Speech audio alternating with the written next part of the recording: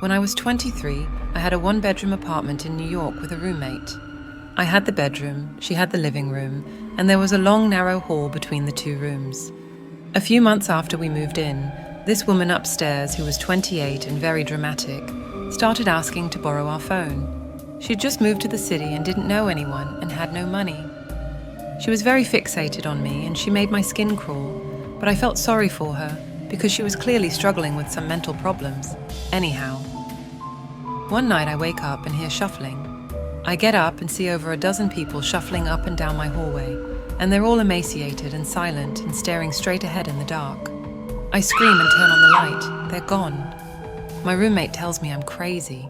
I don't mention to her that I felt like they were Holocaust victims because it sounds even nuttier, but somehow I knew that was what happened to them. A few nights later, I wake up to more Holocaust victims standing around my room, not looking at me, just staring into space. I turn on the light. They're gone.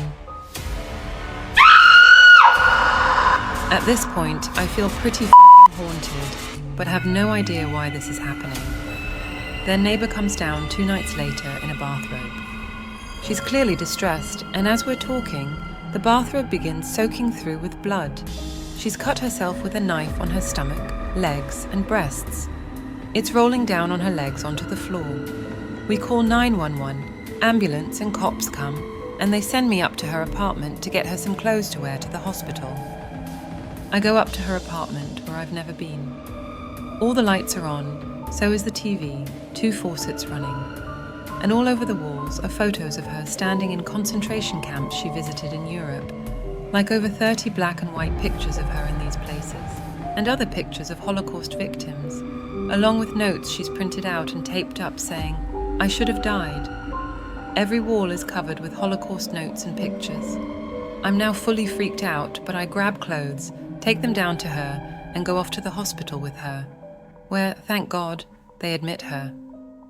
On my way back to our building, I see my roommate walking toward me with a terrified face. She says, "You're going to think I'm crazy, but after you guys left, I kept picturing in my mind all these people who died in the Holocaust like they were in our apartment."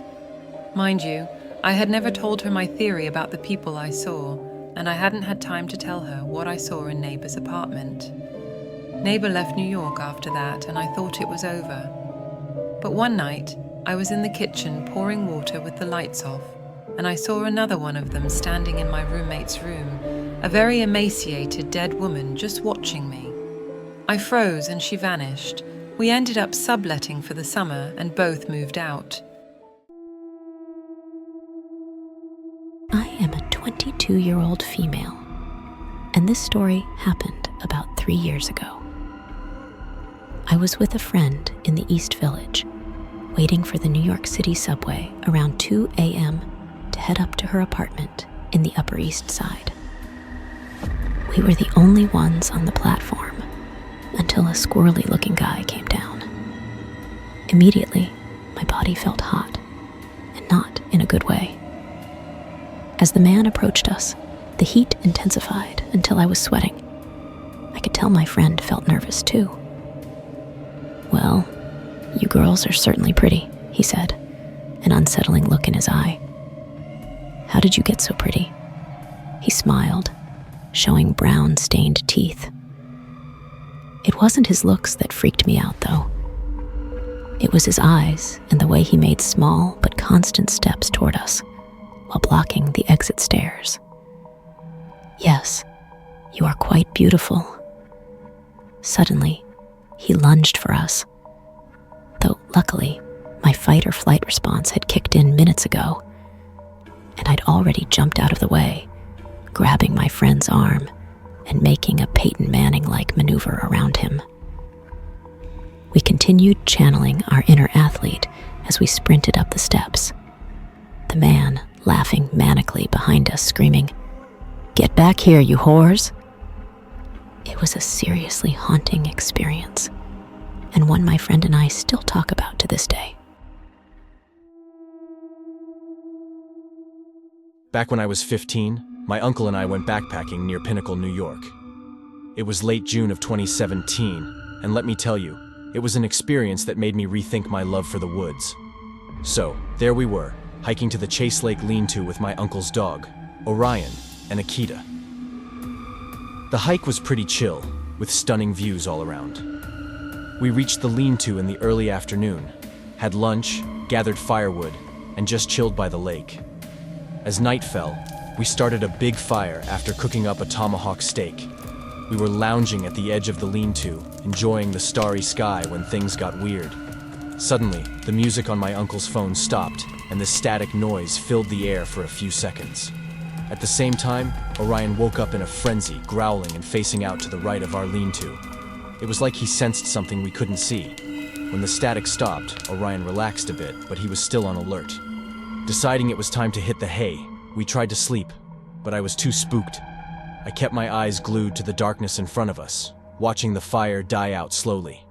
Then, out of nowhere, my uncle started screaming like crazy.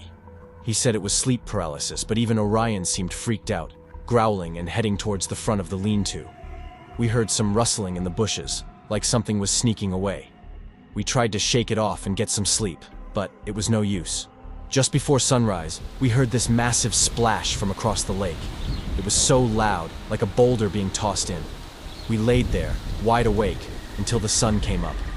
All that spooky stuff happening in one night, especially with Orion acting so strange, got me thinking there might be something supernatural going on. But who knows? We'll never really know for sure.